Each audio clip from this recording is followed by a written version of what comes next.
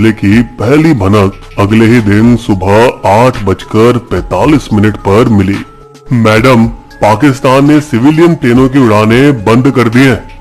पंजाब में भारतीय वायुसेना IAF रडार कंट्रोल ने हवा में ही पहले से ही उड़ते हुए 4 सुखोई 30 MKI पूरी तरह से चौकन्ना रहे और 2 मिराज 2000 को इंतला किया, जो कि तीर पंजाल पर्वत श्रृंखला के उत्तर से दक्षिणी छोरों की ओर चौकीदारी कर रहे थे। जैसे ही एक तरफ से वो भारत की सीमाओं पर नजर रख रहे थे, वहीं दूसरी तरफ पाकिस्तान के रफीकी और सरगोदा हवाई अड्डे से F-16 प्लेन बदले के लिए उड़ान भर रहे थे। पाकिस्तान वायुसेना PAF के 24 प्लेन स्ट्राइक पैकेज में थे। 11 अमेरिकी निर्मित F-16 falcon, 13 JF-17 thunder combat चीनी विमान और मिराज 3 जो भारत की ओर बढ़ने लगे। सुबह ठीक 9:45 पर वो राजौरी जिले के कलाल खास में LOC की लक्ष्मण रेखा को पार करने का इरादा बना चुके थे, जहां से वो LOC के करीब नौशेरा ब्रिगेड मुख्यालय और नगरोटा के 15वीं सैन्य दल हेडक्वार्टर पर हमला करना चाहते थे। सुबह ठीक 10 बजे का TOT या टाइम ओवर टारगेट था, जिस वक्त IAF combat air petrol base का शिफ्ट बदल रहा होगा। ऑपरेशन स्विफ्ट रिपोर्ट या फौरन जवाब के लिए उन्होंने ये हिसाब लगा के रखा था कि भारत को विमानों को मुकाबले के स्थान पर पहुंचने में कितना समय लगेगा। तब तक हम अपने मिशन को पूरा कर चुके होंगे और वापस आने पर होंगे। लड़ाई का मुख्य भाग जम्मू से राजौरी लगभग 90 से 100 किलोमीटर तक फैला हुआ था, जबकि गहराई कुछ 100 किलोमीटर की थी। PAF की फौज 2 भागों में बटी थी। एक भाग मिराज और JF-17 के कम से कम 8 विमानों का दस्ता नागरोटा की तरफ दक्षिण की ओर बढ़ा। हो सकता है भारत को झांसा देने की कोशिश में। शायद ठीक उसी तरह जैसे बालाकोट हमले में भारतीय वायुसेना ने पिछले दिन पाकिस्तानियों को बहकाया था। जम्मू के पास भारत वायुसेना के मिराज 2000 ने आते हुए लड़ाकू विमानों पर BVR या बियॉन्ड विजुअल रेंज मिसाइलें छोड़ी, जो इतनी लंबाई से फायर की जा सकती हैं जब निशाना भी आंखों से नजर नहीं आता। लगातार भारतीय बमों की वजह से वे अपने लक्ष्य की ओर बढ़ नहीं सके और PAF के गठन ने वापस लौटने का फैसला किया। हो सकता है भारतीय वायुसेना की आंखों में धूल झोंकने की कोशिश में। इसी बीच असली हमले का squadron 4 F-16 laser guided bomb से लदा अन्य वाहकों उनकी सुरक्षा में चोरी से LOC को पार करके नौशेरा की ओर उत्तर की तरफ बढ़ा। इंतजार में थे 4 सुखोई। जल्द ही 4 MiG-21 बाइसन भी वहां पहुंचे, जिनमें से एक pilot wing commander Abhinandan Varthaman थे, जो कि एहतियातन तौर पर बुलाए गए थे एक महिला स्क्वाड्रन लीडर के निवेदन पर, जिसके लिए उन्हें पदक से सम्मानित किए जाने की अपेक्षा है। हमें तुरंत मिग सपोर्ट की जरूरत है। ओवर। फौरन ही ORP या ऑपरेशनल रेडी प्लेटफॉर्म पर खड़े तैयार विमान रनवे के दोनों छोर से स्क्रैम्बल किए गए। 1000 किलोमीटर प्रति घंटे की गति से 10 से 12 मिनट में 200 किलोमीटर की दूरी तय करते हुए लीड बाइसन के विंग कमांडर अभिनंदन वर्धमान उसी समय वहां पहुंचे जैसे ही 4 F-16 ने LOC सीमा पार की। 1971 भारत पाक युद्ध के बाद ये पहले हवाई लड़ाके में PAF F-16 ने अपने प्रतिद्वंदियों पर कम से कम 4 AIM-120C5 MR या उन्नत मध्यम रेंज की एयर टू मिसाइलें छोड़ी। लेकिन NIIP बास रडार ने सुसज्जित सुखोई 30 MKI जो 15 हवाई लक्ष्यों को एक साथ ट्रैक कर सकते हैं और उनमें से 4 से एक साथ लड़ सकते हैं, भारतीय वायुसेना की श्रेष्ठता बनाए रखने में काबिल रहे। जैसे ही पाकिस्तानी जेट पलटकर वापस जाने लगे, उन्होंने अपने लेजर निर्देशित बम को एक स्थानीय पुल और खाली खेतों पर गिरा दिया। MiG-21 बाइसनों ने पाकिस्तानी स्क्वाड्रन का पीछा किया, इस बात को निश्चित करने के लिए कि क्या सचमुच वे LOC पार करके वापस चले गए हैं या नहीं। उसी दौरान जब उनका पीछा किया जा रहा था, विंग कमांडर वर्धमान के रडार ने ई बॉल मार्क 1 से एक F-16 पर लॉक करने में कामयाब रहे। लेकिन उसी वक्त IAF कंट्रोल रूम ने रेडियो पर आदेश भेजा, हॉट परस्यूट ना करिए, तुरंत वापस लौट आइए। सैन्य नियमों के अनुसार भारतीय वायुसेना को LOC सीमा पार करने से मनाही है, यहाँ तक कि अगर वो दुश्मन का पीछा भी कर रहे हो तब भी नहीं।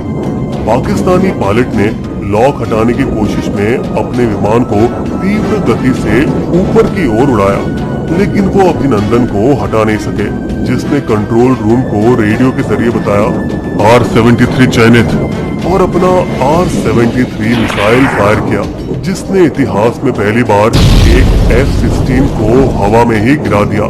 अभिनंदन ने पाकिस्तानी F-16 पायलट को साफ साफ बाहर इजेक्ट होते हुए देखा जब उसका विमान गिरने लगा। तब तक 15 किलोमीटर प्रति मिनट की गति से अभिनंदन LOC के 10 से 12 किलोमीटर अंदर आ चुके थे। तेजी से दिशा बदलने और भारतीय क्षेत्र में लौटने के प्रयास में उन्होंने अपने विमान को ऊपर की ओर मोड़ा, लेकिन बहुत देर हो चुकी थी। जमीन से Pakistani anti aircraft gun firing कर रहे थे। साथ साथ भागते हुए F-16 भी पीछे की ओर बम छोड़ रहे थे। उनका रडार रिसीवर जोर जोर से चेतावनी देने लगा। उनमें से एक मिसाइल उनकी पुछंदी पर आ गिरा और उन्होंने अपने विमान पर झटका महसूस किया।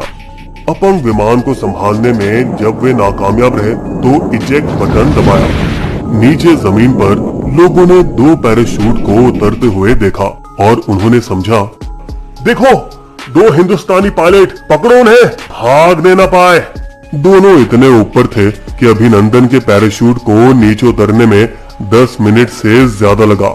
जैसे ही भारतीय पायलट जमीन पर उतरे, उन्होंने 3 लोगों को अपनी ओर भाग कर आते हुए देखा। ये भारत है या पाकिस्तान? एक युवा ने झूठ बोला। भारत। ये सुनकर अभी ने उन्हें परखने की कोशिश की। भारत माता की जय। भारत में कौन सी जगह है ये? मेरी पीठ पर भारी चोट लगी है और मुझे पानी चाहिए।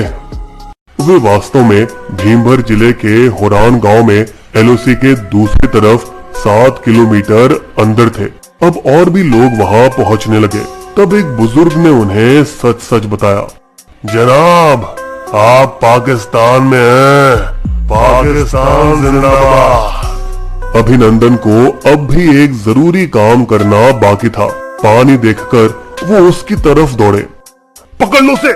अपनी बंदूक निकालकर खबरदार, चेतावनी के तौर पर हवा में 2 शॉट फायर किए, ये जानकर कि अगर स्थिति बिगड़ी तो वो मारा जाएगा। देखो सब शांत हो जाइए। उसने अपनी बंदूक पत्थर पर रख दी। चुपचाप अपने कमर में बंधे छोटे से बैग को खोलकर कुछ जरूरी कागजात निगलने में वे कामयाब रहे। सबूतों को नष्ट करने की कोशिश देख उनमें से एक युवक ने गोली चलाई, जो कि सीधे अभी के पैर में लगी। फिर भीड़ ने पकड़कर खूब पिटाई की। ऐसे वक्त में भी उन्होंने बाकी कागजात पानी में डुबाकर खराब करने की कोशिश की, लेकिन भीड़ ने उन्हें ऐसा नहीं करने दिया।